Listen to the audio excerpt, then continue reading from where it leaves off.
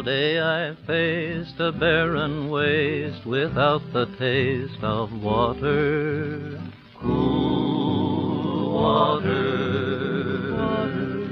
Old Dan and I, with throats burnt dry and souls that cry for water, cool water, clear water.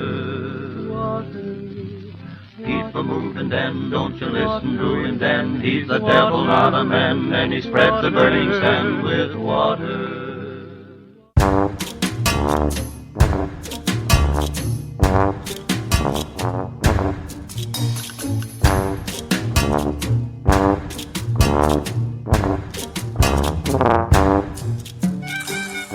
Hello and welcome to the Lowdown on the Plus Up, a podcast where we look at everyone's favorite theme park attractions, lands, textures, and novelties. We talk in, over, about, and through our week's topic, and then, with literally no concern for practicality, safety, or economic viability, we come up with ways to make them better. My name is Kelly McCubbin, columnist for the theme park website Boardwalk Times, and with me, as always, is Peter Overstreet, University Professor of Animation and Film History in Northern California.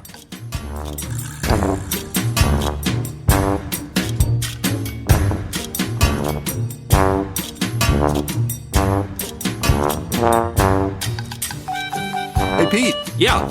What are we talking about today? Well, today we're going to take a lazy little trip down the river, as it were. We're going to be going down the rivers of America. The rivers of America. But even bigger, we're going to be talking about the Disneyland dark water system. Yes, indeed. Yes, which is connected heavily to the rivers of America. So this episode is actually kind of a mishmash of a couple of concepts. We're going to be talking, and we figured we'd centered around the rivers of America because it plays such a vital part of the dark waters system at Disney. That's where it ends. And that's where it ends. Or starts, depending on And I had no clue about any of this until Kelly and I went on our first road trip together to Disneyland.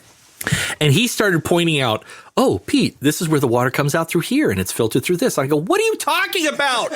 What is going on here? And the more he talked about it, the more I actually did become fascinated with the engineering and the thought process that went into this system. So unlike a lot of other Disney adults who run their own podcasts and talk about all the usual suspects of Bob Gurr and Rolly Crump and all these other things, we're going to talk about water. Water. Water. He's a devil, not a man.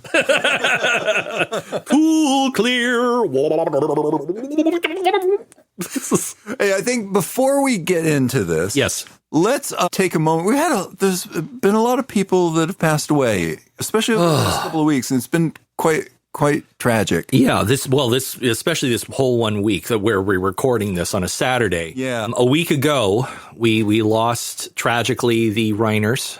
Rob Reiner was someone that has been around through my entire life. Yep. Like I've been back when he was Meathead on All in the Family. Mm-hmm. He taught us about politics and he taught us about compassion. And then he moved into movies and his movies are a map of pop culture in the 80s and 90s. Absolutely. He introduced, frankly, more pop culture reference one-liners than any other filmmaker. Yeah. You Can't Handle the Truth. That's right. That's A Few Good Men. I'll Have What She's Having. Inconceivable. Inconceivable. Yeah. From Princess Bride. Yeah. And just about anything from Stand By Me. Turn the volume to 11. Yep. And this is Spinal Tap. It's just amazing, the breadth and scope of his work.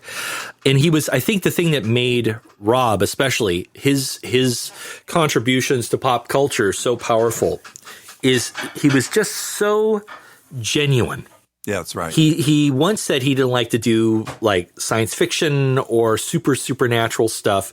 He directed 2 Stephen King movies, but they were not Stephen King movies centered on anything supernatural. They were about people. One of them's the best, amongst the best Stephen King. Oh, yeah. Right at the top. Yeah, both of them. Yeah. Misery and Stand By Me. They were just. Oh, that's right. Stand By Me. I wasn't even thinking of that. Yeah, they're both phenomenal. Yeah. And that's because he understood human beings. That's the one thing that he was pure empathy. That's right. And rest in peace, Bob. Yeah. And Rob, sorry. And then we also lost Gil Gerard, the 80s Buck Rogers. And we're under no illusions that show was any good. It's not. No. But it was part of our childhood. Yeah. More so than others, because I did go to church with Tweaky the robot. That's right. That's right. Beady, beady, beady. Yeah. So, yeah. How you doing, Buck? And let me be clear, not Mel Blanc. No. The little physical actor, Felix Silla, who was inside the suit. He went to church with my grandparents, and I got to meet him a lot of times. And I think I mentioned this in a previous episode where I actually did an Easter egg hunt with his son. And they brought a guest who was Ted Cassidy. You missed one over there. Like Lurch is telling me where Easter eggs are. And I'm like 3 years old going, what? Yeah. Anyway, name dropping aside. But yeah, Gil Gerard, it was not a surprise. He knew that it was pretty much coming. Yeah. And actually sent out a beautiful little letter out to all of his fans. A nice farewell from Buck Rogers. Hopefully he's finding peace in the 25th century. Yeah, well, there's a nice tie-in to one of our previous episodes. James Cawley, who runs the Star Trek Original Set Tour, for a period actually owned the film rights to Buck Rogers. Right. And made a preview of what he wanted his Buck Rogers to look like. And Gil Gerard and Aaron Gray were both in it. And it's very sweet. Yeah, they played Buck's parents. Yeah, it's a beautiful little teaser. Yeah. And I really wish they had actually, it had the feeling of The Rocketeer. Yeah. And I really wish they had followed through on it. But Me too. It is what it is. If all we got was that, I'm okay with it. Yeah. For me, it was like watching the Fantastic Four and then seeing the entire Roger Corman Fantastic Four in the background. Right. Yeah. It was like this nice little... Nice. Yeah. You're acknowledging this. This is great. Yeah. Another passing that we suffered was Bob Burns. Bob Burns the Third. We talked about him with some of our previous episodes. We have mentioned him in the past. Yeah. Bob was the uber geek. And I suspect we talked about him in the Not Scary Farm episode. Briefly, yeah. At least in the offshoot that you did of when I went off on a tangent. Yeah, right. But yeah, Bob Burns is really, really important because he was a curator of a lot of Hollywood props that are of great significance, like the Time Machine from the 1960 film, a lot of props from Alien. He owns the original Superman suit that was worn in the serial era. He owns one of the Buck Rogers and Flash Gordon outfits worn by Buster Crabbe, Lily Munster's outfit. He had tons and tons of stuff, but he didn't keep it. He shared it with everybody. You could get tours of his house in Burbank, and he and his wife Kathy would show you around, and it was a lot of fun. And he was just this big goofy guy. I think he donated a bunch of it to the Science Fiction Museum. Mm-hmm. Yeah, we talked about him when I mentioned Kogar. That's right. At Six Flags. He was Kogar. This is the same guy. This is the mighty Kogar. But Bob's important because of his contributions to the haunted house market, because he did these home haunts that were way over the top.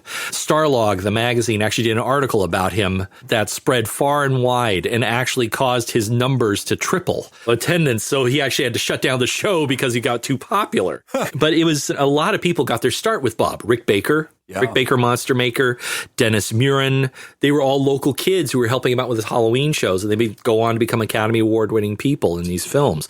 And it's really like his passing is the real end of an era. He's of that first age of science fiction fans. He's both involved in the industry like Ray Bradbury was, to an extent Forey Ackerman was, but they were that first generation that kind of staked their flag, and they were like, we are the fans. Yeah, we're geeks, and we're proud of it. Not only are we proud of it, we think it should be celebrated. Yeah. And we think we have a method of coming up with ways for people to dress their fandom. Right. That no one ever thought of. I mean, with Ackerman kind of inventing cosplay. Yes. And Bob Burns doing these recreation shows that you would see at a lot of science fiction and comic book shows, even to this day, in which fans will make these perfect replicas of the robots or the sets or whatever, and do their own little fan films. He was a fan film, Super 8 fan film guy. And one of my favorites is he did one called The Alien, in which he literally just glued on some big eyebrows. But he also did a Frankenstein movie where, like, the Frankenstein's monster was literally lettuce glued to his friend's face to look like a monster. It was black and white, man. What are you going to tell? But yeah, Bob was 90 years old.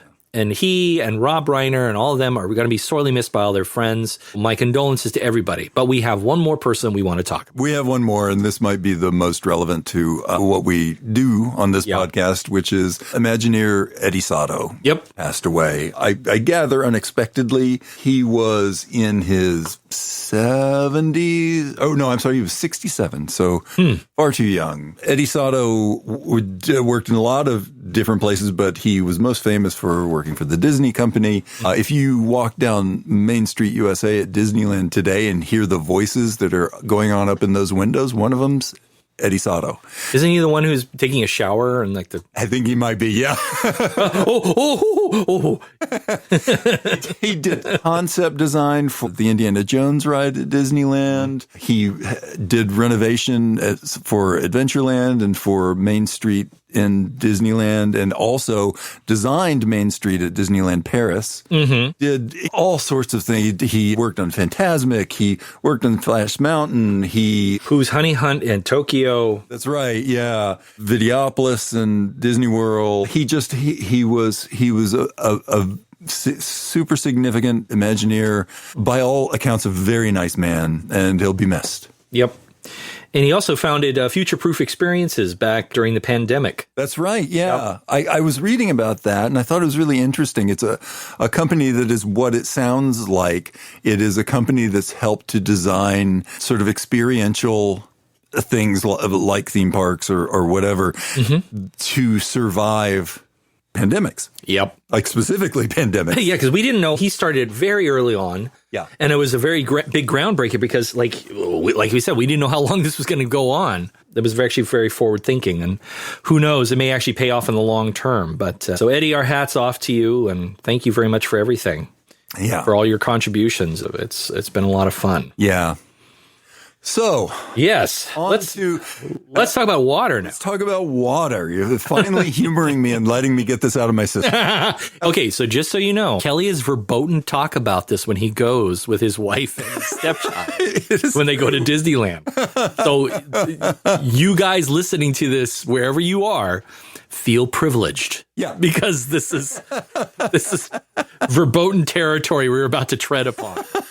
But I also figured, like, because rather than just letting Kelly just steer the whole boat, because otherwise he would have no need for me here, we also agreed that because of the connection to the dark water systems, we're going to talk also a little bit about the rivers of America and the Mark Twain. Yes. And the area around it. So we're going to kind of weave in and out of the water system and in and out of this. So that way, for those of you who are going, they're going to be talking about plumbing the whole time. Don't worry. We've got some other stuff on here that's totally fine and culturally relevant and all supporting or supported by the water system. That's right. So we found a way how to actually make this not just about plumbing. And I'm not going to say we found a way to make this interesting, because actually where Kelly's coming from is actually very interesting. I swear to God. But it's not just about plumbing. We may even talk about the bathroom of the future, which, yes, was a thing. It was. It was a thing. It was. I still have to go. Well, you got another 25 years. Hope you can hold it. So when we talk about the water system at Disneyland, and Disney World's a whole other can of worms. Yeah. So we're not going to talk about that today. Yes. Sadly, let's just get it out of the way. Yeah. At the time of this recording, it is being torn apart. That's right. And things are being done. And Disney World's very complicated because there were swamps there. Disneyland's built not in a desert. There's farms there, but there's not a ton of river water in the area. There's not a lot of naturally occurring water. There is a lot of well water, which is how the farmers are irrigating their walnuts and oranges in the area. Yeah. But Florida's a whole different deal. They had to get rid of all the water. Yes, they actually probably found some actual river boats buried away there, something like that. It's crazy. But when we talk about the Disneyland water, we have to kind of separate it into three categories. And the third one's the one we're really going to talk about today. Yep. First one's just the potable water, the stuff that you can drink. Well, we can. We can. But does the park want us to? Yeah, right. If they drink that, how are we going to make our Coca-Cola sales? Yeah. Okay. That being said, Notably, when Disneyland first opened on the first day, they were a little bit behind. There was some expense stuff coming, and they had to decide whether to make the water fountains work or the bathrooms work. I mean, they had some bathrooms, clearly.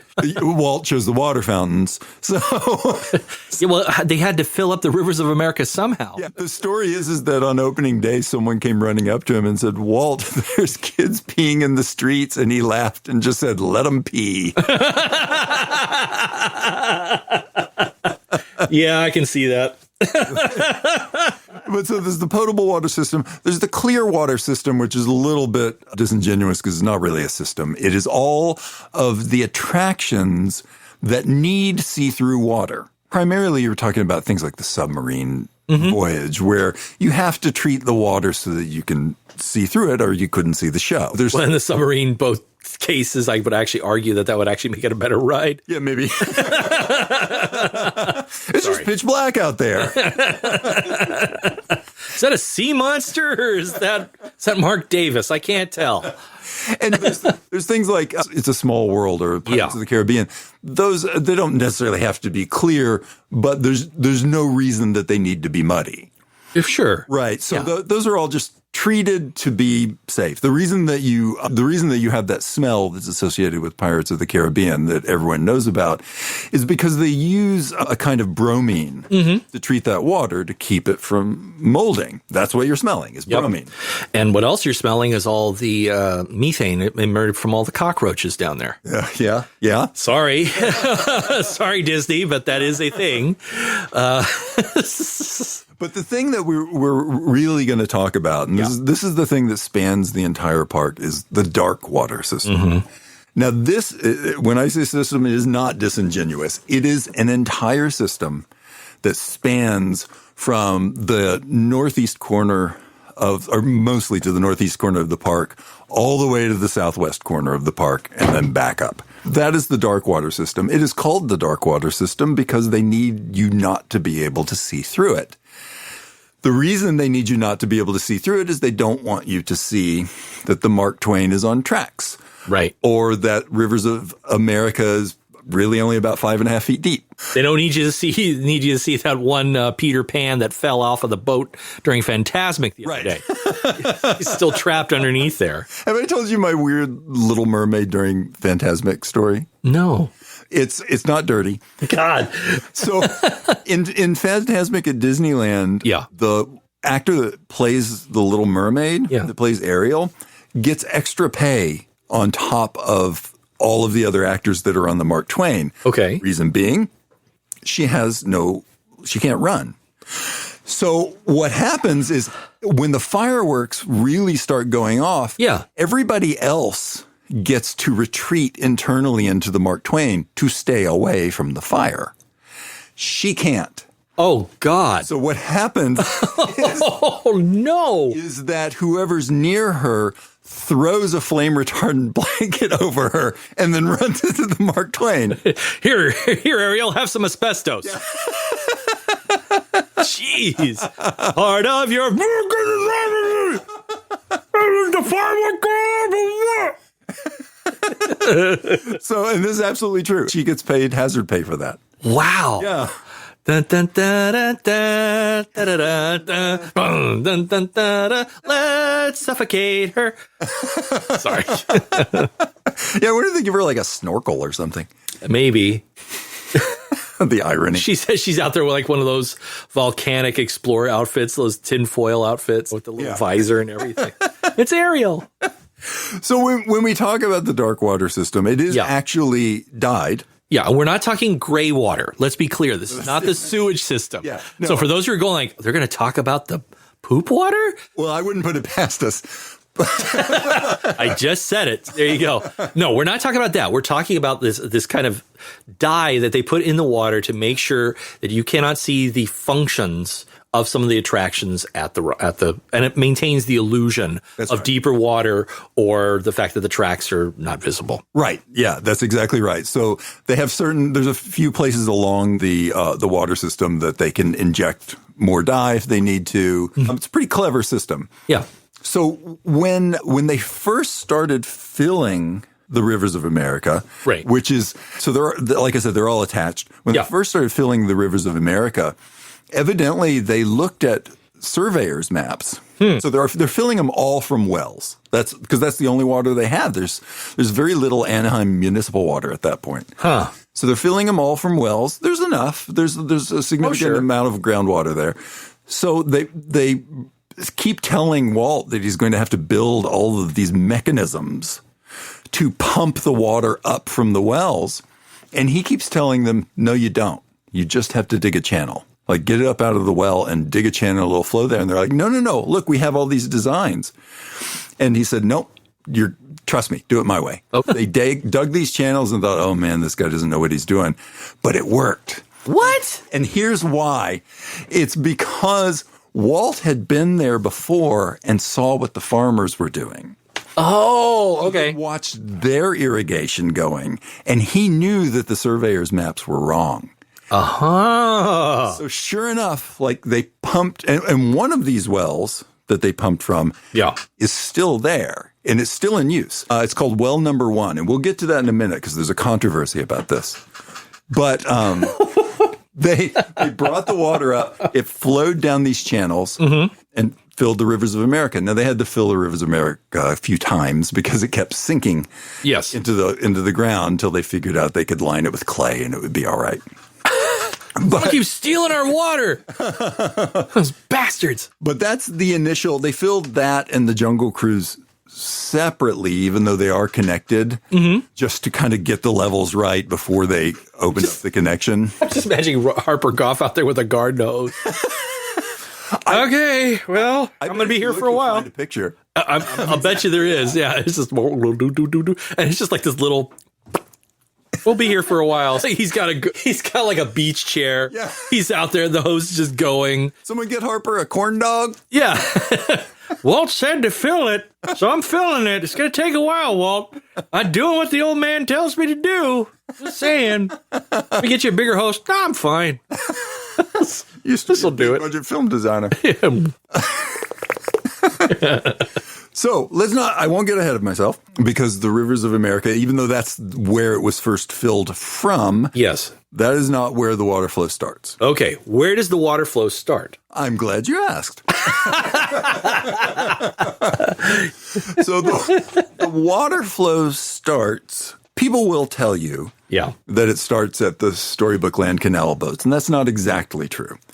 Where it starts is a spot just a little bit north and east of the Storybook Land canal boats underground. If you walk from the canal boats kind of towards It's a Small World, in about 20 feet, you're there. Okay. And you can feel it under your feet if you're looking for it. It's sort of sloped up on the concrete there. Oh, yeah. What happens there is that the water is pumped to that point, and then it splits in two. And one side of it goes to the Storybook Land canal boats. And that water doesn't flow any further. That's just a side channel. Now it can be. And boy, howdy, does it show with all the duck crapping. Yeah. Sorry. And the water can go back and forth to that pumps to even out the levels. You'll also see that waterfall there that keeps that water churning so it doesn't stagnate. Was any of that water system connected to where the Phantom boats were? So the Phantom boats were in Tomorrowland. Yeah. Those were over next to the submarine voyage. Okay. That was a separate system. Okay. But the Motorboat Cruise, which is different, is absolutely the real start of what we can see of the water system. Okay. My smart ass little comment actually turned into something that was worth some gold. Thank you. The other channel, the one that doesn't go to Storybook Land, flows down to where the Motorboat Cruise used to be, or as we knew it in the 80s, the Motorboat Cruise to Gummy Glen. And Gummy bears. Floating on boats for no other reason but licensing. I just remember that was like the Disney afternoon was such a big deal, and people just loved it, and I loved a lot of it too. I loved a lot of it too. Yeah, and so they were like, we're setting up a whole Disney afternoon area, and you got there and it was like, you just painted some cardboard and just set it here. Thanks, Eisner. Yeah. Yeah, I wanted like a Curse of the Golden Monkey adventure with tail spinners. Yes. Like, you're talking planes that can come in and out of water and splash people. Like, I'd be all over that. Nope. So the motorboat cruise, it was gone not long after that. Sure. But the dock's still there. Yes, it is. As I recall, it was one of the last smoking areas in Disneyland, but it's not anymore. Because nobody went there. Yeah, right. Yeah. And this is actually why it's an area I really love. Because you can go to that dock, there's seats, there's tables with umbrellas, and they're not selling you anything. Nope. Except the only thing is that you really have to be a fan of the monorail. It's true, yeah. Because unfortunately, that is the one spot where the monorail, every time, you'll be sitting there trying to eat your Mickey pretzel or whatever, and you're like, oh, God, it's right overhead. You're like, I thought this was just shade. Oh, right, the monorail. Thanks for letting me know you're there. Yeah. Thank God the dark water system is there. I just peed my pants. No one will know. No one will know, yeah. Walt. So that water, and I love that area. So it's a beautiful, quiet little area. I also love Storybook Land, as you know. Oh, yeah, absolutely. We love torturing our friends at Storybook Land. Yeah. It's just a sweet, quiet, early, like something that was like an opening day thing. It is a quaint, it's almost like what I love about Storybook Land. Yeah. We'll do a whole episode at some point about Storybook Land. Eddie Sotto worked on Storybook Land quite a bit. Yeah. Later after we went. Yeah, absolutely. But what I love about it, it's kind of like it totally is a throwback to Walt's love of miniatures. Yeah. And it makes me think of all the fanboys out there. Mm-hmm. And I say that with love, guys. I'm not saying fanboy derogatory. Disney fans who put their time and effort to make little backyard railroads and their own little monorail in their backyard or whatever. They're recreated it through miniature. Well, of course they are, because that's what Walt was doing with his Disneyana in there in the Storybook Land. So yeah. It's really charming. So, but it's very evident that it's the same water. Yeah. You can see it. Aha. Yeah. Aha. Now, just a little personal note. Mm-hmm. When our respective significant others kicked us out of the house and we were on the road for 5 days, check out everything. It was a great trip. Bindles. Yeah, with our bindles. Well, we went down to Disneyland, and I was made aware of this. I started scrutinizing the water, going, that's a different system. It's got to be. Yeah. And you start seeing it. You start seeing the geography of it. Yeah. And I start going, oh, wait a minute. That's definitely going to be the same. Like, I could recognize that brown and green dye. Yeah. You know?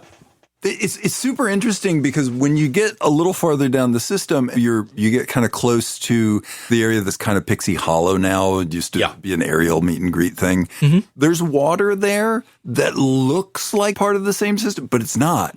But it's designed beautifully because it's hard to tell. Right. It's enough of a transition there. They get away with it. Yeah. Yep. Yeah. This is, now I'll break the mystique of Storybook Land. There's a sump pump back there. Built underneath Acroba. It's kind of behind that waterfall that works a little bit like a pool skimmer. Yep. We're sorry. The underwater world of Ariel. Yeah, the underwater world of Ariel. Sorry. So sorry. Sorry to break the illusion of miniature worlds. Yeah, we're setting Ariel on fire and putting her in a sump pump. What's going on? This is Ariel's tale. Yeah. And the rest of her is over in Storybook Land. What? Anyway, so sorry. So you leave the area where the motorboat cruise used to be, and you can walk there on the loading dock, and it's lovely. There's usually ducks there. It flows down towards the Matterhorn. If you walk from there and you're on the left side of the Matterhorn, you are walking over the water. Yep. Yeah, right under your feet. So you're on the east side of the Matterhorn. Oh, okay. Right. Okay. So, Yeah. So you never actually go through Fantasyland. The motorboat cruise was ostensibly Fantasyland, and Storybook Land is Fantasyland, but it's that edge. Okay. That's as much Fantasyland as you hit. So you go around the Matterhorn, sort of on the Tomorrowland Main Street side. Yeah. And you head in, and the next place you can actually see the water is another one of my absolute favorite places in the park, the Snow White Grotto. Ah, yes. And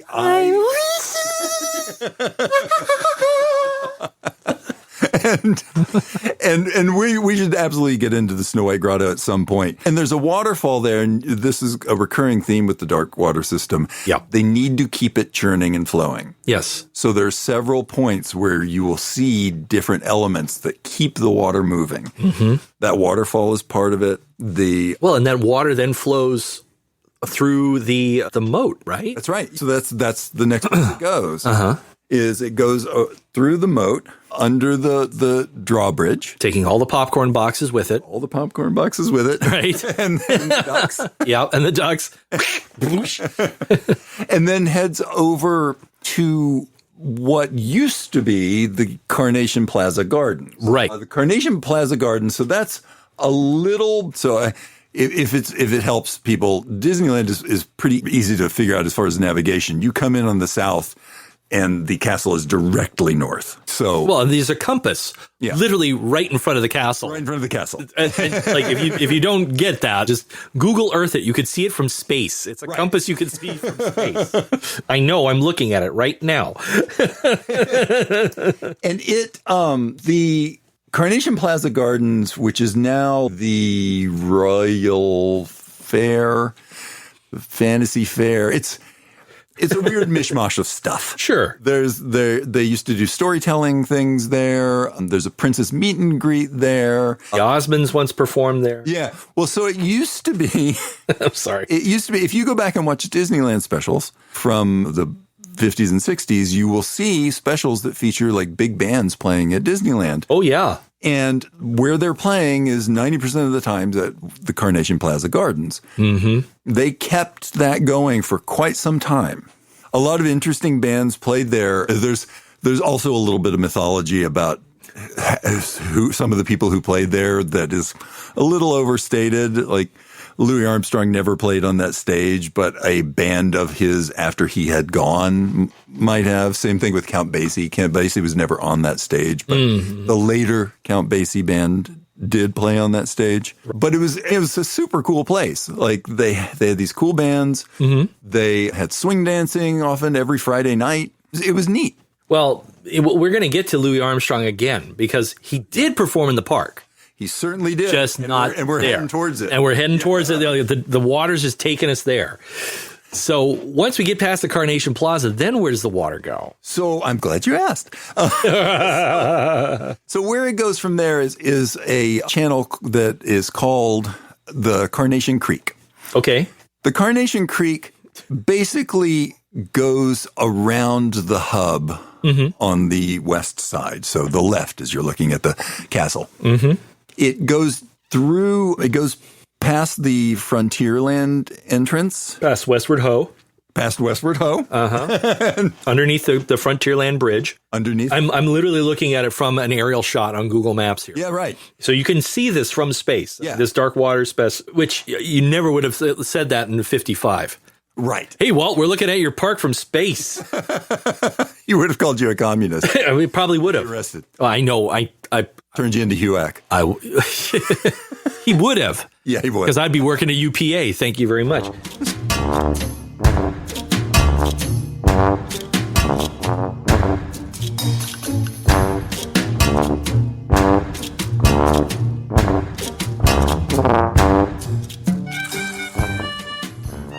The Lowdown on the Plus Up is a Boardwalk Times podcast.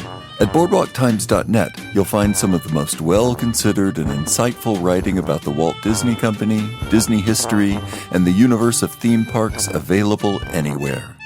Come join us at boardwalktimes.net.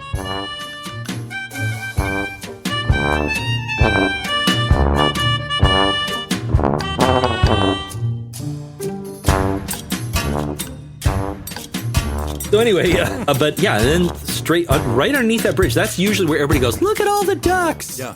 And Main Street, all the ducks, pretty much, because it is probably one of the calmest and also one of the most accessible points for waterfowl, apart from the Storybook Land. Yeah. For them to settle in. So that's where a lot of the Disney ducks actually hang out, is this creek, the Carnation Creek, that runs all the way from the moat, past the Disneyland ticket counter, the whole 9 yards, all the way to the gates of Adventureland.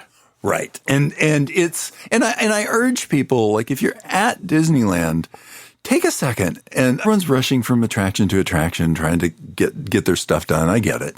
But take a second and, like, stop at the grotto, stop on that Frontierland bridge and look at both sides at the water and all the beautiful plants and the ducks that are growing there. And you'll see how great the design of this place was. Did you just say where all the ducks are growing there? Did I say that? Because I'm imagining like these mutant ducks, like, oh, I've said too much. The ducks are growing. I'm joking. I should make fun of people's words. Anyway, but yeah, then the water vanishes. It kind of vanishes and then bubbles out weirdly right under the Adventureland entrance, and it goes under the Tiki Room. So this is an interesting thing about the Tiki Room, and our friend Ken Bruce will know a lot more about this than us. Oh, but go get his book Before the Birds Sang Words, because it's great. Yeah, it's the backside of the Tiki Room was built out over the water. Yes. So if you look from the Adventureland entrance under there, you can see like the water literally going under the building. Yeah, the building is built on pylons. Yes. First off, it carries on the theme of the Polynesian architecture. Yeah, really effectively. Yeah, absolutely. But then, and also part of that, the housing there, for those who forget, it's the Tiki Room is literally butted right up against the Jolly Holiday Bakery Cafe. Yeah, right. So the water is flowing underneath that as well. Yeah. And then it gets spit out right underneath the Tropical Hideaway. Yeah. What is now the Tropical Hideaway. And I believe, is it the Jolly Holiday, well, what's now the Jolly Holiday, the one that was originally connected both on Main Street and in Adventureland? There's one building that, like, for a long time, if you looked at it from the side, towards the left, you would see it looking like a building from 1918. And from the right, it would be all thatched. And the roof was literally split in half. Yeah, and it's actually aged. If you actually look, the whites that are used on the gingerbread on that kind of Main Street America, it's a different tone of white. Oh, interesting. On one face. So that way, if you're looking at it, it carries through that theming. So it just looks like a Victorian building that's in the jungle. And then you're fully Polynesian at that point. So it's this beautiful fade from one to the other. That's interesting. Yeah, but that's the building. That's really where that's one of the weirdest buildings. It really is. It's like, used to be like Stofers. Yep. Operated the kitchens in there. Yep. And they would supply food for both sides. So they would supply the food for the Main Street side, and they also would supply the food for what at that time was the Tahitian Terrace. Right. And the Tahitian Terrace used to have like shows, like shows of like Polynesian dancing and fire throwing and stuff. Oh yeah. Super cool. Hadn't for a while, but then it became Aladdin's Hideaway or whatever that was. Yeah. Yeah. And then it became what is now the Tropical Hideaway, which is nice. It's nice. It's a nice compromise. I like it. I do too. And there's a lot of, if you spend some time there, there's a lot of interesting like Jungle Cruise and Tiki Room mythology that's packed in there and details. And you finally get to meet Rosita. You meet Rosita. I love Rosita. Yeah, she's just like sitting out there talking to people. Yep. Yeah. Absolutely. Yeah, absolutely. A nice, almost sort of tribute to Wally Bogue's Barker Bird. Absolutely. Yeah. Yeah. And I want to pause here because at this point on our journey here, this is the spot where Kelly first, like, we were having lunch. He goes, so funny thing about the water. That was the whole lunch of him doing this episode, which was great because I started like, and I will totally admit it. The first 2 minutes, I'm like, are you joking with me? Yeah. Are you messing with me here? Are you making fun of like my Disney adulthood? What's going on here? And then I realized he was serious. And then he got more scared.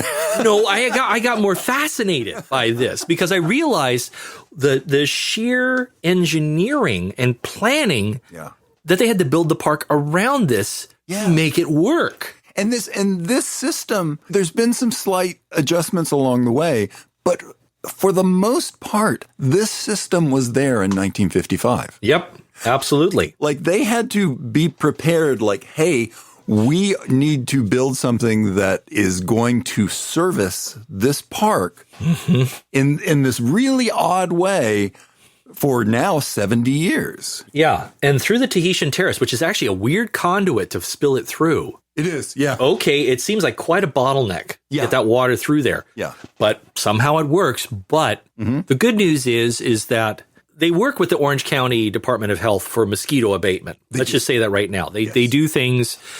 Don't want to talk about what it is because that's government work. And as long as it keeps... Don't ask, don't tell. Yeah, don't ask, don't tell. But they do mosquito abatement just because there are parts where the water just sits. Yes. Yeah. And it does flow, but it's just the nature of water. It's going to sit in some areas and move in others. But that's when you enter from the Tahitian Terrace / the Tropical Hideaway into one of the two big rivers of Disneyland, and which is the Jungle Cruise. Yeah, that's right. And the Jungle Cruise and the subsequent rivers of America in some ways are almost really one body of water. There is give and take there. Yeah. Like the rest of the system just flows and it's heading downhill. Though that's part of the system. I mean, there is a downhill, but it can also kind of pump back up depending on the water levels. And so yes, it heads into the Jungle Cruise, does its Jungle Cruise thing. And if you have not, for those of you who are new to this podcast, if you have not heard our 2 episodes, we've done 2. 2 episodes on the Jungle Cruise. The reason is because we split it. One is pre-Indiana Jones, so it's the classic Jungle Cruise, and then we did a post-Indiana Jones Jungle Cruise 2, The Heretic. Yep. and believe me, it's better than that Exorcist movie, let me tell you. Yeah. So Richard Burton talking about Pazuzu. I don't know. There's less bees. Yeah, less bees. I just read The Exorcist, by the way. I've never read it before. I just read it, and that whole Pazuzu stuff, it's actually in the book. Oh, yeah. Yeah, it's amazing. Like, wait, what? Yeah. Yeah. And Pazuzu is actually in the Jungle Cruise. What? No. Joking. That would be cool. That would be. Your mother likes the backside of water. Linda Blair on the Jungle Cruise. Well, and speaking of, as you mentioned, not Linda Blair, but the backside of the water. Yeah. Sorry. Hey, Alex and Freddie and Annie from the Backside of Water podcast. You guys are good guys. Take a breath. So, again, we talked about how they need to keep water churning. Yes. Some of it has to do with that mosquito abatement that we're talking about. Yep. Some of it has to do with keeping the water flowing in the right direction. And Schweitzer Falls in the Jungle Cruise is another instance of how they churn the water. Yep. Big time. Mm-hmm. Yeah, big time. It's one of the biggest waterfalls in the park. Yeah. In this particular park.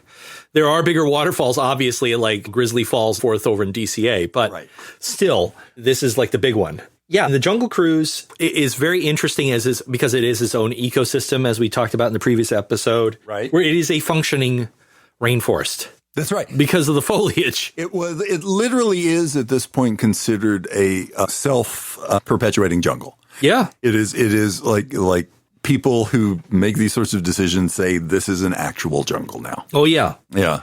And you pointed something out to me, which was really, really interesting here. Because you go through the Jungle Cruise, but then we go to the Swiss Family Treehouse. Yeah. And I'm not going to call it anything else but that because yes, it's the Adventureland Treehouse. It's the Swiss Family Treehouse. Yeah, inspired by Swiss Family Robinson. I was like, why don't you just continue to call it the Swiss Family Treehouse? Nobody cares. Yeah. Like, it's just, the amazing. What it is. The Jungle Treehouse. Fine, whatever. Yeah. But the Treehouse. It's lovely, by the way, what they've done to it. Oh, yeah. Really I like the compromises that they have made to it. And don't get me wrong, there were elements of the Tarzan thing that I liked. Yeah, it was okay. Yeah, it was all right. But I like that they've brought it back to kind of what it was kind of like when it first opened. Yeah. However, when you go around the front of this thing, it does have water that is not part of the dark water system. Yes. And this is where Kelly hooked me, where he's like, guess what? This is not the same water. Yeah. Huh? It's not. Yeah. It is. It's a completely different self-contained system. Part of me wonders why. I'm not sure why they wouldn't just use the dark water, except for maybe they were worried about that mechanism that carries the water up and down the windmill thing to maybe getting stained. I don't know. Maybe they didn't want Lisa Simpson to drink the water. But I think it's because they wanted the tropical look of Hawaiian water, because it's supposed to be this clear jungle stream going by the treehouse that's being harnessed by Papa with the wheel and all that. So they wanted that nice clear blue tropical water look to it. Yeah. But it poops out. Mm-hmm. That's a technical term. It poops out in the area that is between the treehouse and Pirates of the Caribbean's queue line, where the elevator is. Yeah, if you kind of come out of the treehouse and walk a little bit, just a little bit, towards Pirates of the Caribbean, and kind of look to your left, you'll see a stone lion there. Yep. That's about where the underground channel is. Now, what's interesting about this is that it was not always underground. That used to be open. Wow. And you could see the water flow from the Jungle Cruise to the Rivers of America. There was a small bridge that went over it. Wow. Only for a few years. Okay. When it opened, but there's pictures of it. You can find them.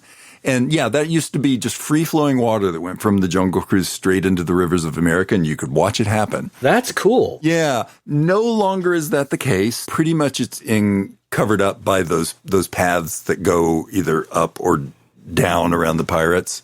Oh, I see. So the Pirates Bridge that you go underneath, that's pretty much where it would flow through. Yeah. That makes sense, because that was not the original queue for the Pirates. No. Oh, okay. That makes sense. Yeah. That water flows to the Rivers of America. It's a pretty straight shot, so you can't really see where the water comes out, but you can figure it. If you go up to the Swiss Family Treehouse and look down, how do I know this? I did it. I know, because I was there. You can see, and I'm afraid of heights, so that's a thing. Which is really weird, because he's taller than I am, folks. That's right. So you can see the water, like where kind of the 2 points of the bodies of water are closest. You just look back and forth and can see it, and that's clearly the channel. Sure, absolutely. But that water can flow back to the Jungle Cruise. The Rivers of America needs to stay at about 5.5 feet. Right. Just about. Right. If it gets too much higher, the Mark Twain and the Columbia can come off their tracks. Really? So this is a concern, right? Yeah. Now this is... Which it does explain to me why when we have heavy rains, they shut it down. Yeah. Okay. And this is all monitored from the Fowler's Harbor building, which is also kind of attached to the Columbia boat dock. Yeah.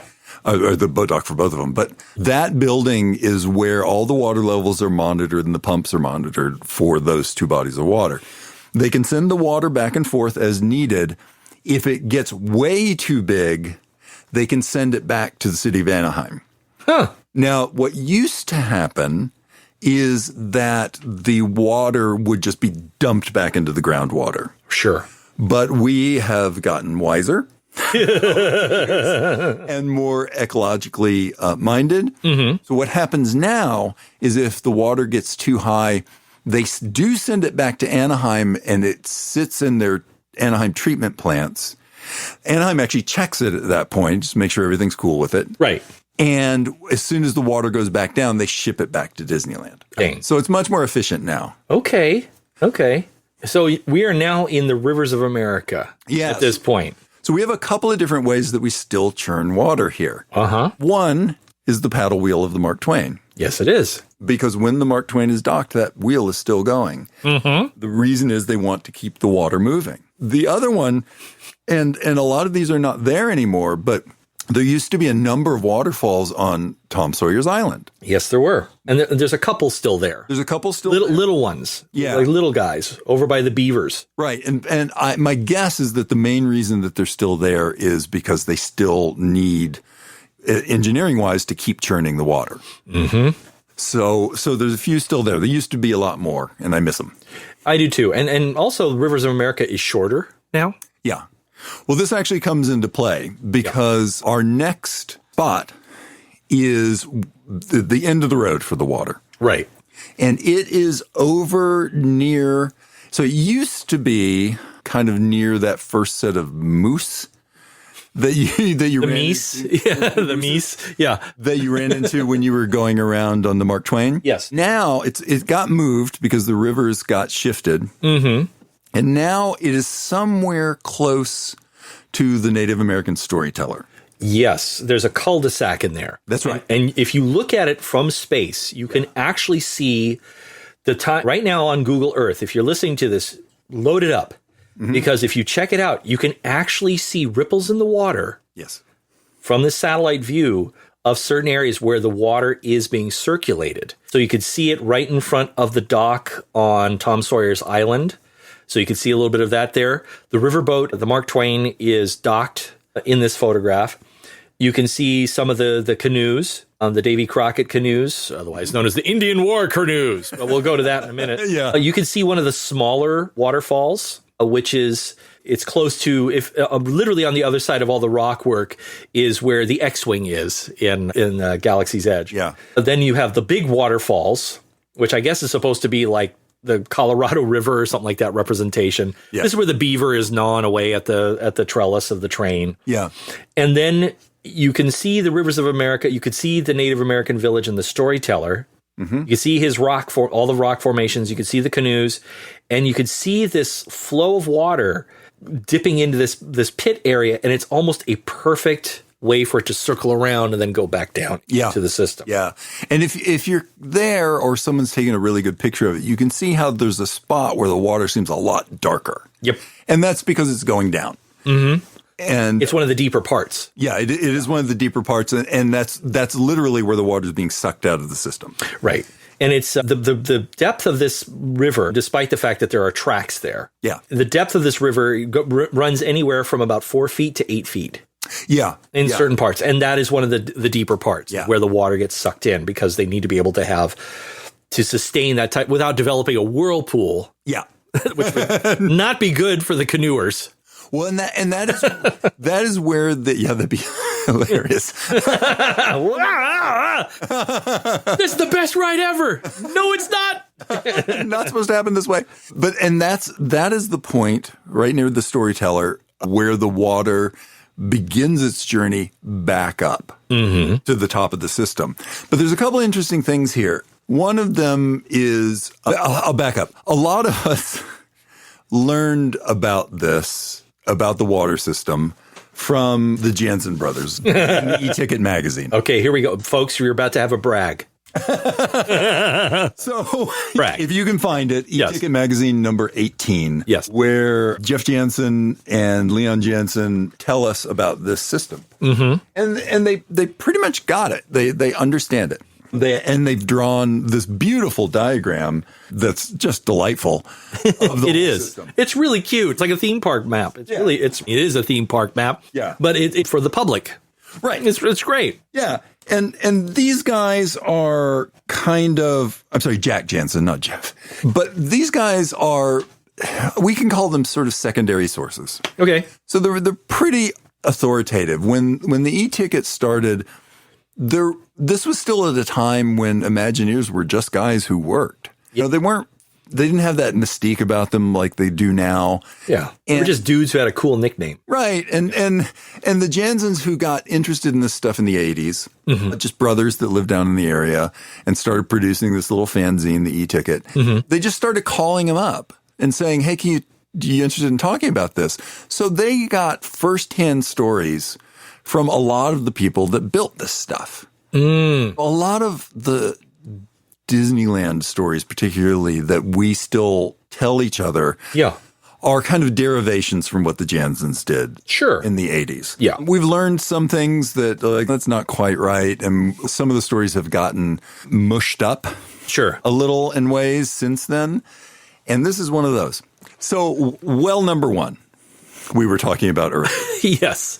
It's the one, as far as we know now, the one groundwater well that was there prior to the construction of Disneyland that is still there and in use. Okay. It is, it used to be actually just where the Big Thunder Mountain Ranch was. Oh, okay. Which is gone now. That's where the Galaxy's Edge is now, but it's still under there. And well number 1 is used to occasionally feed water back into the system if they need to. Okay. There is a mistake that a lot of people have quoted and re-quoted, that well is 1,300 feet deep. It is not. But I know where it came from. I know where. But there are no windows and no doors. No, go ahead. I'm sorry. The error came from because we all start when we're interested in this system. Yeah, we all start with this magazine. Of course, particular issue of this magazine. Right. And in this magazine, the Jansen brothers talk about well number 1 because they've talked to engineers that work on it, and they say the well is 137 feet and 4 inches deep. Now, this is actually a very reasonable. This is about. I did some research. This is about the size, the depth of a normal agricultural well in the farming areas of Anaheim around that time. Okay. It was plenty to irrigate a small farm. Sure. Okay. Somewhere along the way, and I think I know where it happened, but I'm not going to mention. Somewhere along the way, 137 feet and 4 inches got misinterpreted to 1,374 feet.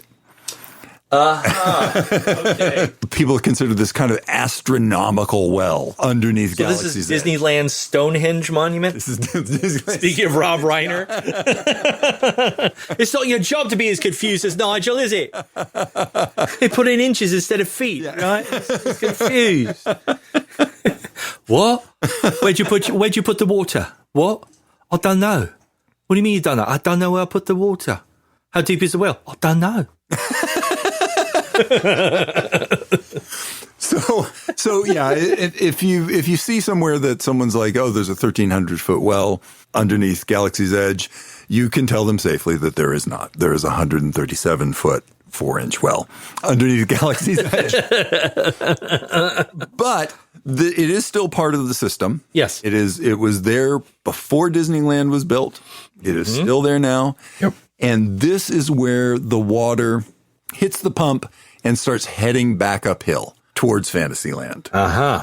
And goes all the way back up to that spot that we talked about at the beginning, where it's just a little bit north of the Motorboat Cruise loading dock and Storybook Land. Yep. And that is the entirety of the system. It's incredible. It's incredible. And now here's a little interesting thing to note. If you go on Google Earth and you take a look at the map of Disneyland as it is today, most of the park's greenery is built on or around this dark water system. Yeah, isn't that interesting? So you can see where the dark water system is just by looking where all the trees are. Yeah. As opposed to the areas where it is not, like all of Tomorrowland, most of Main Street, the Hub, a lot of Fantasyland, the Matterhorn. Yeah. And now Galaxy's Edge. Right. But it's a small world. That's all kind of gray. When you look at it, gray and bright blue, because you can see the lagoon from space, which has blue dye in it. But still, it's clear water. But then you also have all this greenery around it. So you can really see the map of where this system is. Yeah. Very clearly with where all the foliage is. Yeah. I find that fascinating. I do too. I think it's really interesting, and it speaks to the genius of Mr. Bill Evans, who we talked about before. Bill Evans, baby. Yep. Bill Evans, who designed most of the foliage for the park when it opened and continued to do so for a long time. I think we talked about him in our first Jungle Cruise episode quite a bit. Yes, we did. So now that we figured out where all the water is,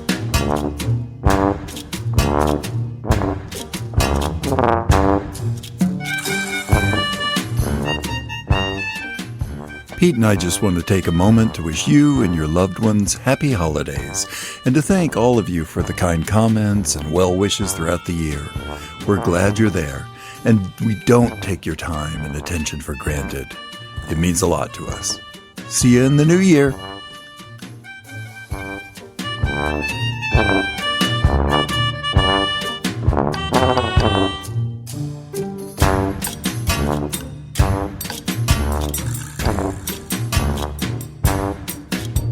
So now that we figured out where all the water is, let's talk about how we traversed over the water. Okay. And we've talked about that with the Jungle Cruise, but let's actually take a minute.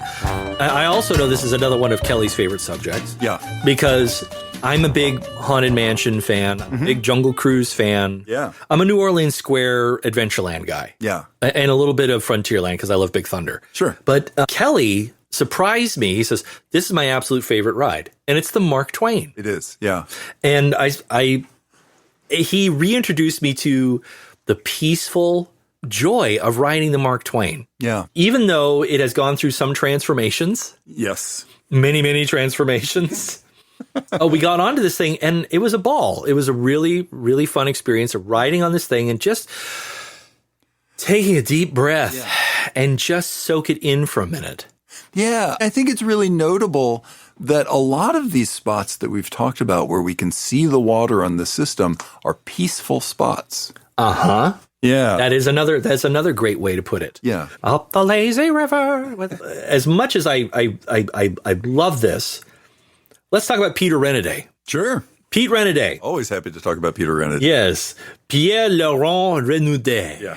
He was actually, I think was he French Canadian? He was Louisiana. Ah. He's from Louisiana, man. He was born in New Iberia in 1935. He passed away in 2024. Yes, very recently. Yeah, very recently, at the age of 89 years old. Yeah. He first showed up in a TV show called Combat in 1965. He was on TV a lot in the 80s as well. Renaday was cast as the first animated television adaptation of the Teenage Mutant Ninja Turtles. He was Splinter, right? He was Splinter. That's right, yeah. So all you TMNT fans out there, he was the original Splinter. He also came back for some of the spoken parts for TMNT Coming Out of Their Shells concert event.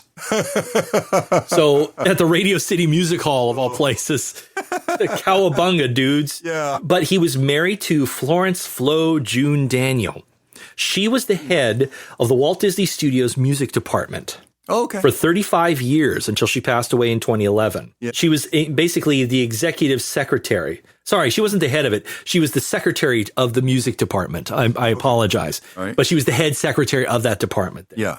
And she was also a soprano. Okay. And she was featured as a vocalist in The Sounds of Christmas, produced by Disneyland Records in 1973. Huh, okay. Alongside of Pierre Laurent. So he was also a singer on there. He died in Burbank at the age of 89 from natural causes. He just kind of didn't wake up. But he is in some of the, a lot of Disney features. He's in the Aristocats. He's the French milkman. He's also the truck mover, Le Petit Café cook in the Aristocats. He's in the $1 Million Duck as Mr. Beckert. He's in the Love Bug as the policeman on the bridge. He's the narrator in the film Cats Don't Dance. Oh, I like that film a lot. Yeah. Yeah. Peter Renaday was also the first ghost host, was he not? You're absolutely correct. Peter Renaday was the original ghost host. Peter was the original ghost host. Yeah. On the Haunted Mansion. Yeah, on the album that came out before the attraction opened. And before Paul Frees was even thought of as a potential voice candidate. Yes. They found his voice to be too nice. and actually, no offense to Paul Frees, but I actually like Peter Renaday's voice as the ghost host almost better. A lot of people grew up with that and heard that far more than they actually heard the ride. When we were growing up, there was no way to hear the attraction unless you were on the attraction. Yeah, granted, he does sound like the Supreme Being from Time Bandits with all the reverb. I have no problem with that. Yeah, but it works, right? So yeah, he plays this kind of it comes off as a lot more smooth and creepy. He just had this really good, smooth sounding voice to him. Yeah. I got to meet Pete Renaday. Oh, wow. And I've always heard was the sweetest guy. So, and it was by complete accident. Mm-hmm. Here's how it happened. I was the director of the Winchester Mystery House Candlelight Tours. Yeah. And at the time, it was being produced by our old pal, Tim O'Day. Hello, Tim. Yeah. And this is how I met Tim, actually.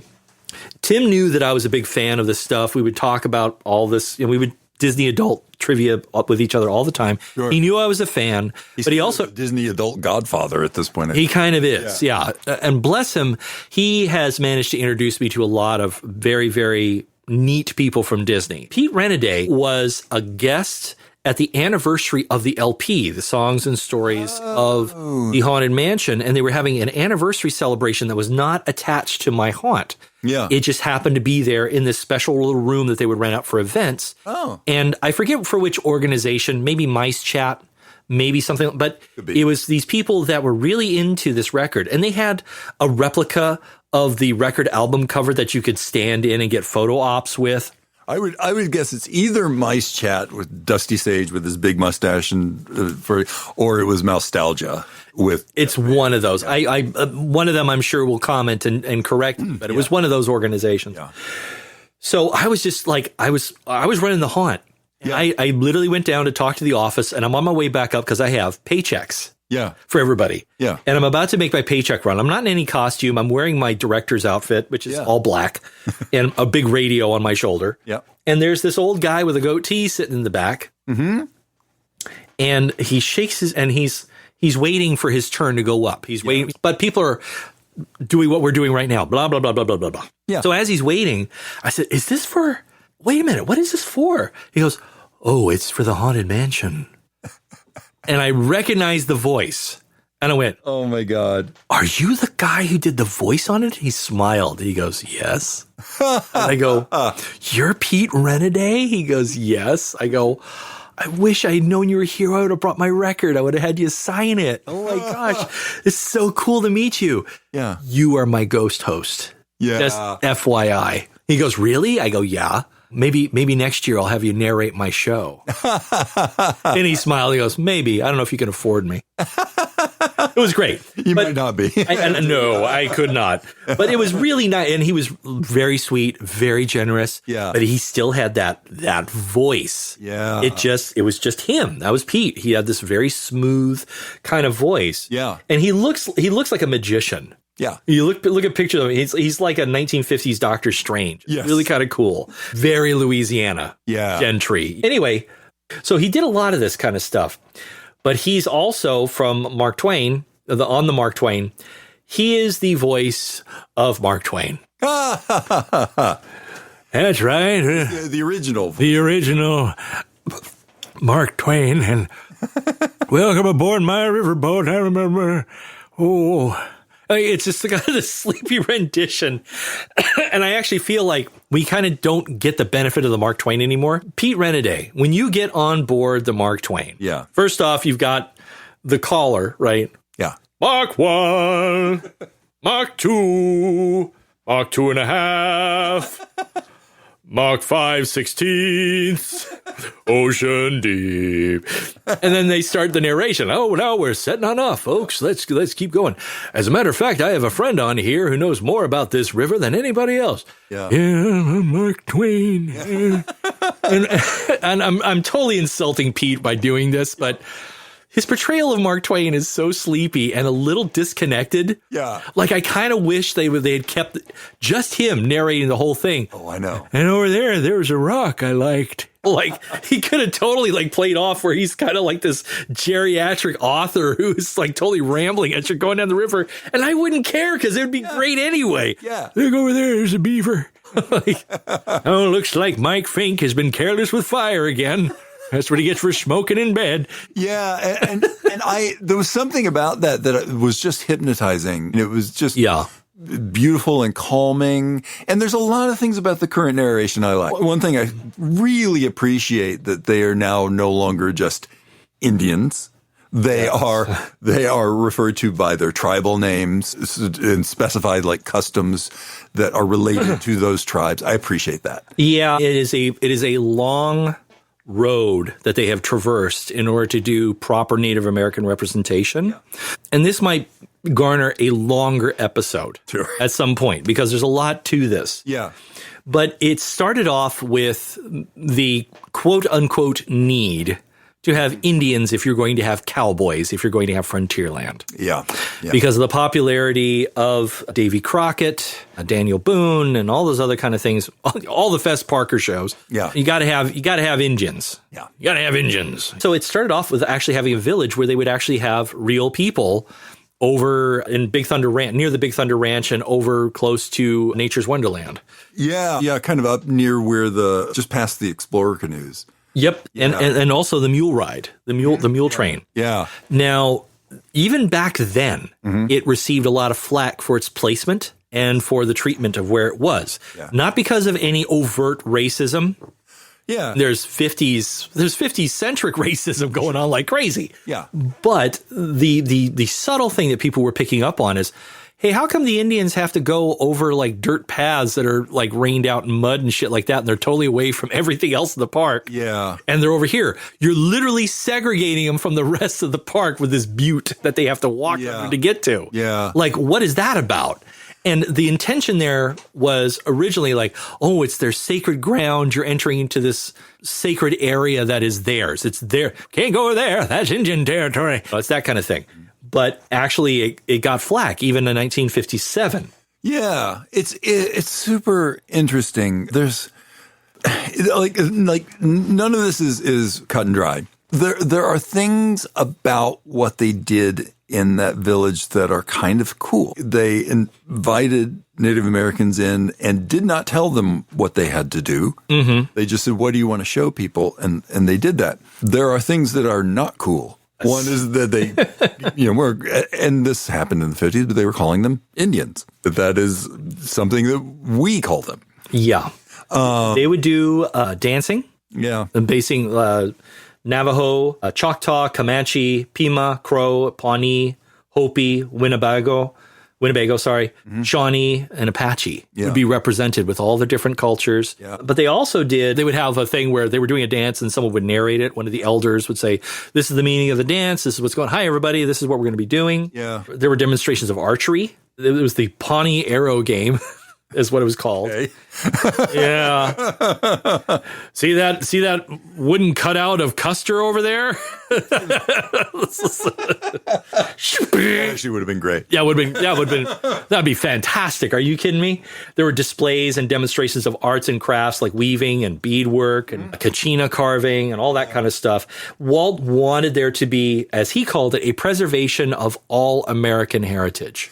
Yeah, there's something interesting that happens with Walt and Native American representation in the 50s and early 60s. There's something interesting that happens with American culture with that representation around that time. And if anyone's interested, I wrote an elaborate article about the frontier line and this Harvard professor named Frederick Jackson Turner, who basically invented the myth of the American West and how it wasn't true.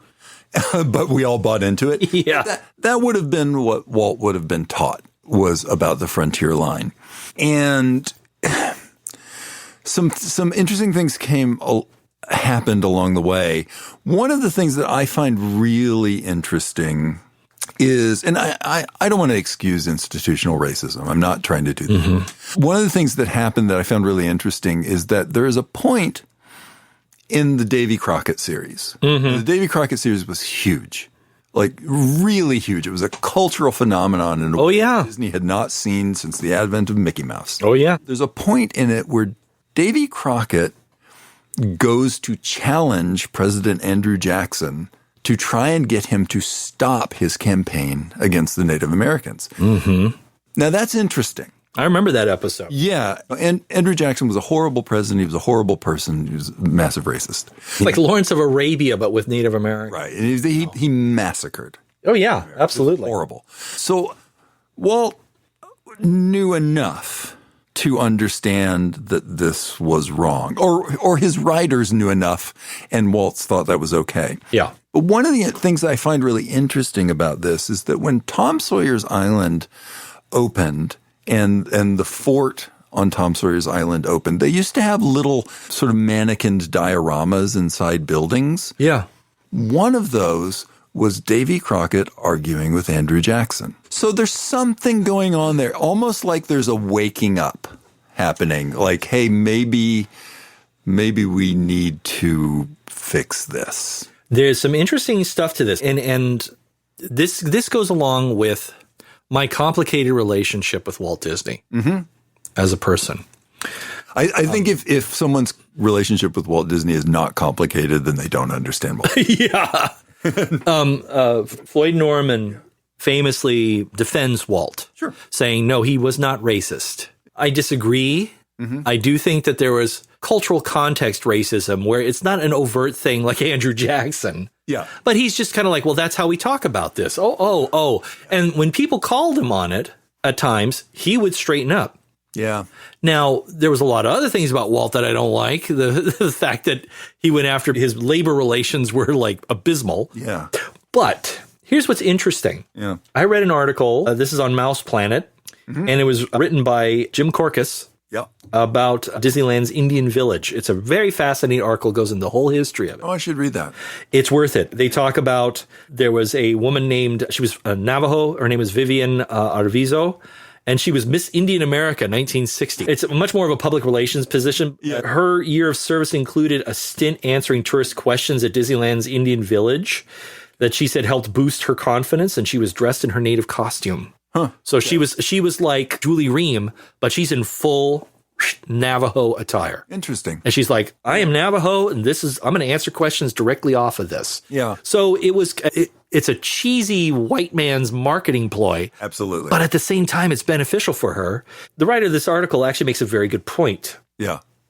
There was the Chippewa Longhouse that was actually built by members of the First Nations. It was actually built by Alexander Matthews Bobidosh. Please forgive me for any Chippewa who are listening to this if I'm mispronouncing that, with all due respect. But he was a member of the Tribal Council of the Chippewa, and it was a member of the First Nations, and the structure was sawn birch and a white ash roof. It was beautiful. It also had a facsimile of a burial ground. There was a stuffed bison, something most Americans had never seen, and a Navajo sand painting exhibit, which is pretty great. Yeah. And a lot of people don't know this, but Walt felt that the Indian Village was a celebration. I'm just reading this from the article. Sure. So from the article says, Walt felt that the Indian Village was a celebration of the cultural heritage of American Indians, especially since his wife Lillian was born on an Indian reservation and grew up in Lapwai, Idaho, on the Nez Perce Indian Reservation. Lillian's mother enthralled Walt with stories of coming to the West in a covered wagon, including the Native Americans she encountered during that time. Yeah. Yeah. And Lillian Disney was not Native American, but she was born on a Native American reservation and lived there for some time. And in 1996, she donated $100,000 to the Nez Perce Indians who were trying to buy some ancient tribal artifact. Yeah. Yeah. So there's definitely a family love, even though it's coming through this cultural filter of institutional racism. Is this institutional racism? So you can't ignore that. But they're coming at it with love. They're just going about it wrong. There's this thing, and we could go super deep into this, but sure. There's this thing that a couple of election cycles back, it was the 2016 election, and I think it was NPR sent Ta-Nehisi Coates to report on the Republican National Convention. Yep. Which seemed to me like a really mean thing to do. But they did.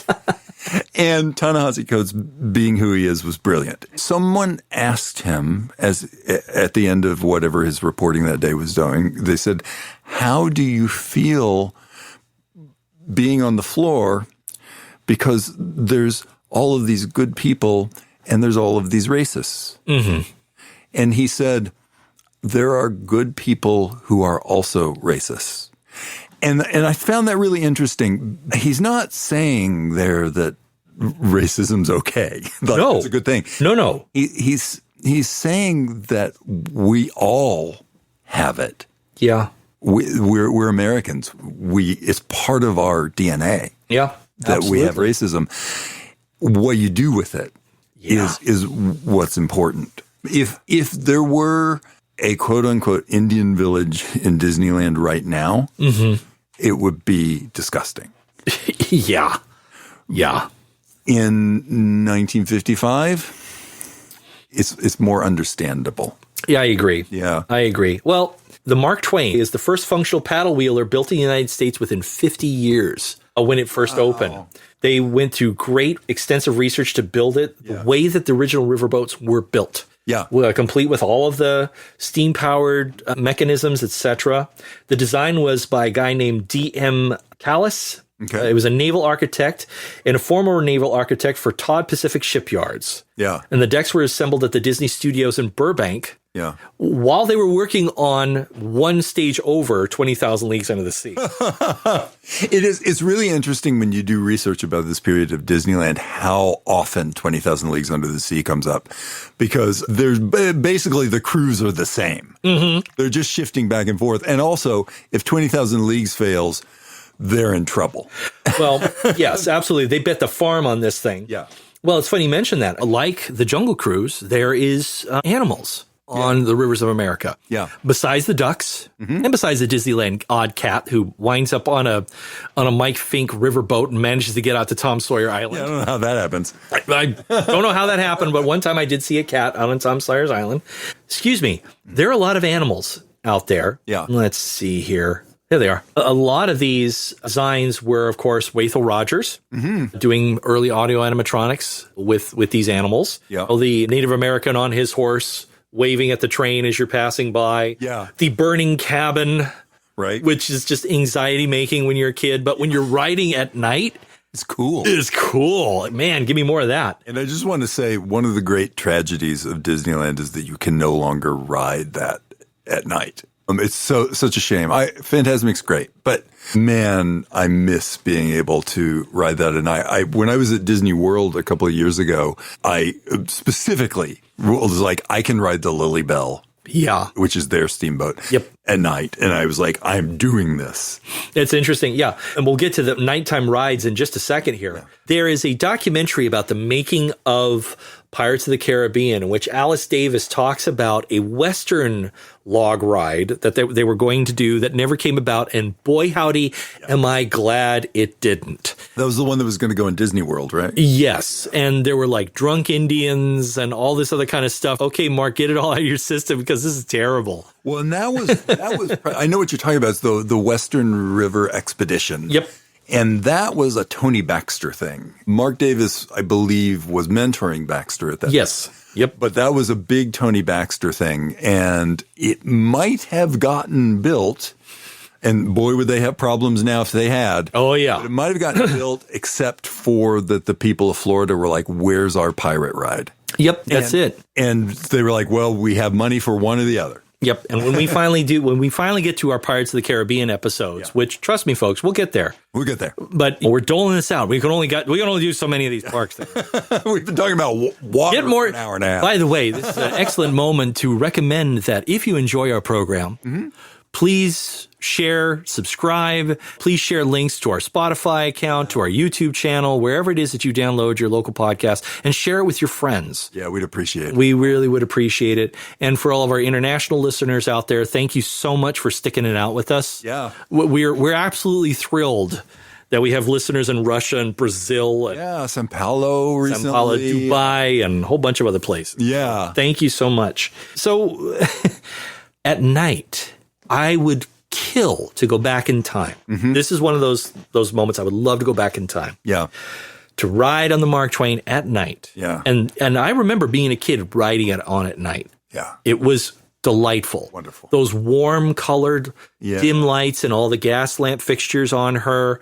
And they would light the trees and the animals in the forest around the rivers of America. And it was a nice way to get away from the madness of the fireworks in the center of the park and the crowds who were trying to cram into Haunted Mansion for one more ride. Yeah. You're just like, I just don't want to deal right now. It was a great way to chill. Yeah. And it was a nice, relaxing. I remember my grandparents would do this all the time. They would get on Mark Twain and go, okay, it's time to go. Unless you want to do Haunted Mansion one more time, which we'll do.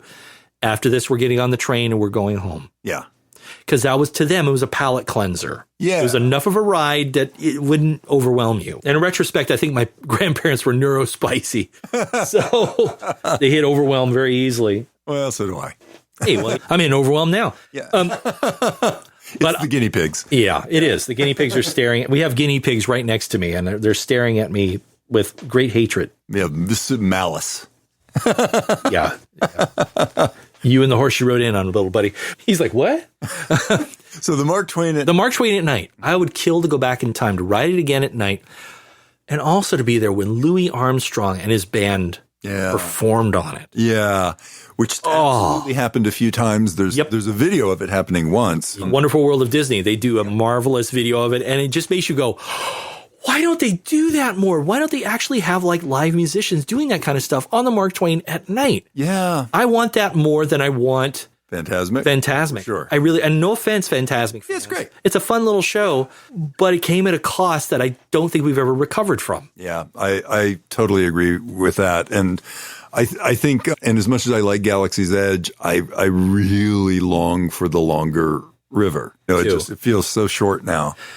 And we do have, when we were at the park last, Kelly and I had a lot of fun at the riverboat's expense.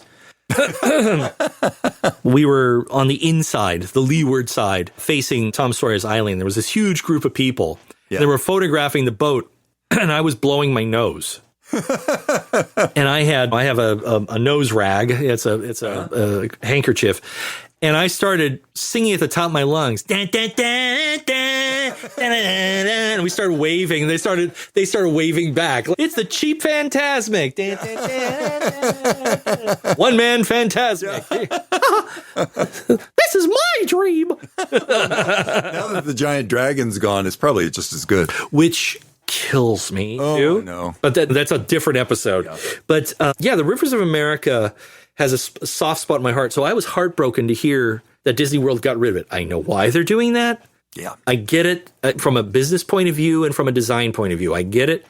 It still sucks. Right. It still sucks. I was thinking, because we were talking about water today, I was looking up, I was like, are there any like architects or urban planners or philosophers that talk about water in a way that's relevant? And I found some interesting stuff. I found a couple of quotes. So this one's from Jane Jacobs. Okay. The great urban planner, the one woman to take on Robert Moses and win. Great. But what she said was, the waterfront isn't just something unto itself. It's connected to everything else.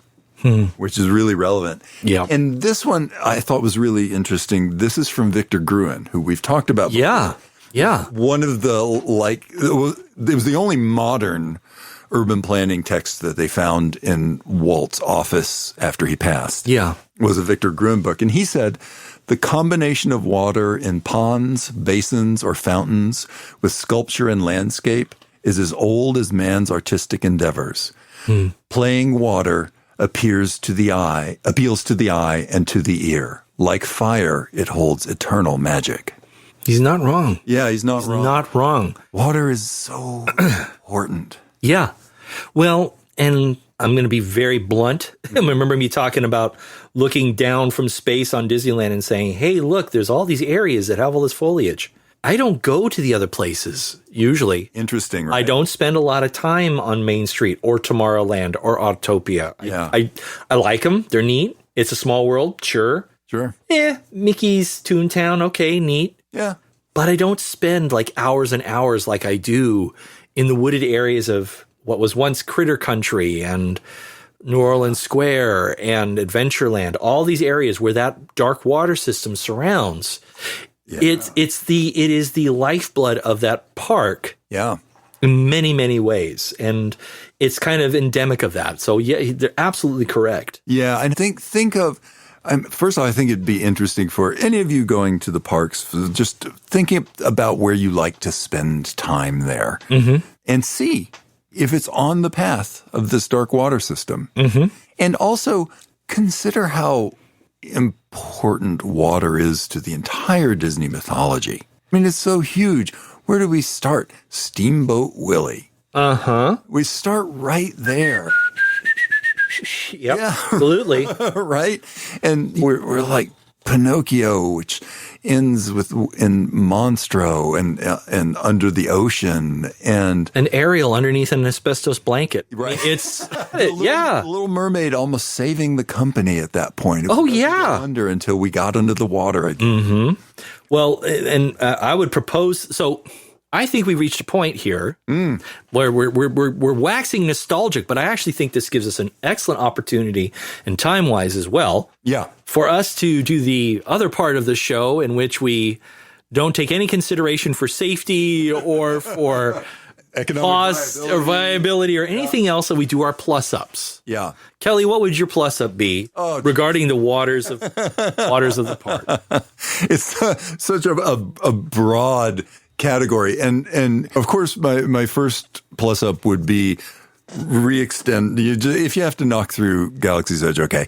Re-extend the river.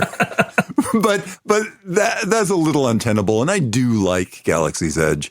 I would extend the water system both to the southeast and northwest. Mm-hmm. I would expand the water from where it starts up around Storybook Land and the old Motorboat Cruise. And I would send a chute to the left across through Fantasyland. Mm-hmm. And I put some water in Fantasyland. Remember, there used to be water in Fantasyland. There used to be Skull Rock. Oh, yeah. And the pirate ship in a pond. Yep. And that's all gone. It is. But put some water back there and shoot some water down to Tomorrowland. Gosh, you could do so much. Absolutely. With water in Tomorrowland. That goes with my plus up. Okay. We had our famous Hojo episode of what to do about Tomorrowland. Yeah. Thanks again to our friend Paul. Yes. For hooking us up with that marvelous opportunity. Mm-hmm. But we all had how do we make it more technologically sound? How do we make it more interesting? Do we go retro? Do we do this? Do we do that? But I think you're actually hitting something right on the money here by saying, what about the water? What about the water? What about the water? Now, granted, the submarine ride is one of the park's biggest headaches. Yes. Because it is constantly cracking. It is constantly needing to get fixed and refilled, and they got to chlorinate the things. Yeah. It's a giant swimming pool is what it is. It is. And I understand the economic headaches of water. Oh, yeah. Oh, yeah. It can be a real problem. Yes. Yeah. However, if we wanted to retheme and we wanted to breathe some new life, water brings hope, water brings life. Why is that not part of our future? Yeah. Why is that not a part of tomorrow, the promise of tomorrow through the flow of life? For heaven's sakes, tomorrow doesn't mean no trees. Right. Or I hope not. It shouldn't. It shouldn't. Let's promote that. That goes back to my thing about bringing the hope back to Tomorrowland. Yeah. So, yeah, I think you're absolutely right. Bring it closer to the southeast of the park. We'll have it flow that direction. Have a Rivers of Tomorrow. You have the Rivers of Tomorrow, and it's all water world, except it's not a stunt show. Yeah. I mean, as much as I'd love to see a J-Bang going off in Tomorrowland, we don't need that. And in Florida, at Epcot, in the future, what used to be the future area, now it's World Celebration. I don't know what the heck. Water! Yeah, right. Yep. But they not that many years ago put in an installation, which was Moana's Journey of Water. Yep. And I love it. Yeah. Absolutely love it. It was the most charming thing I saw probably my whole trip there. It was one of those things where it literally does what we're talking about, which it shows the water system. It shows how the water gets from rain to aquifers to rivers so it's educational. Yep. And it's delightful. I saw entire families squealing with delight as they played with some of these water features. Yeah. And it doesn't take much. No. Neurologically speaking, for a lot of people with autism, with ADHD, who suffer from overwhelm, or people who are even remotely anxious with anxiety, with chronic anxiety or depression, water fountains are known to calm. Yes. Water features are a relaxing thing. So it's that psychological reaction of, hey, we're bombarding you with fireworks and animatronics and everything. How about relaxing for a minute? And then it'll make it more palatable when you move away from it back into the fray. I was looking at a bunch of things about this kind of line of therapy called attention restoration therapy. Yeah. I read a bunch of stuff by the people that founded it recently. And one of the things that they do is they send you out to look at water in nature. Mm-hmm. That's it. That's a therapeutic step. Absolutely. Yeah. Absolutely. It works on me. Yeah. And I think as we're kind of drawing to a close here, I just wanted to give like one more quote that I dug up. And Yes, please. From another urban planner named Christian Norberg Schultz.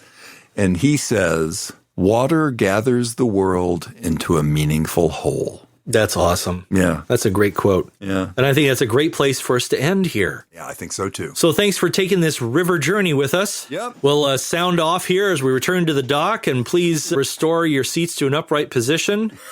Head down to the lower deck if you've moved up to the top one. Yep, exactly. Yeah, please gather all your belongings and children. Don't dump them over the edge. Yep. I'm Peter Overstreet. I'm Kelly McGovern. And you've been listening to Lowdown on the Plus Up.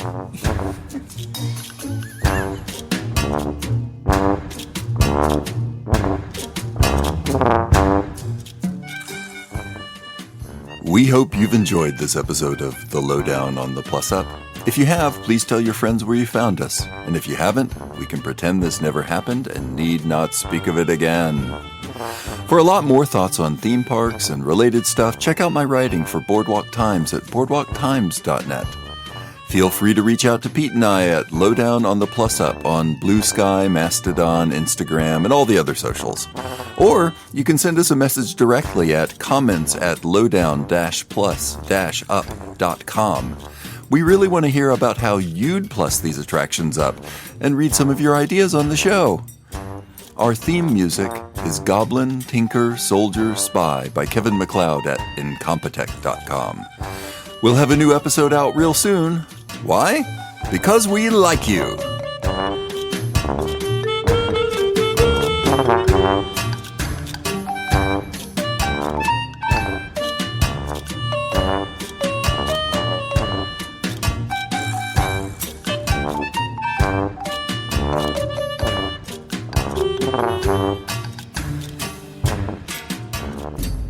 Secure all cargo.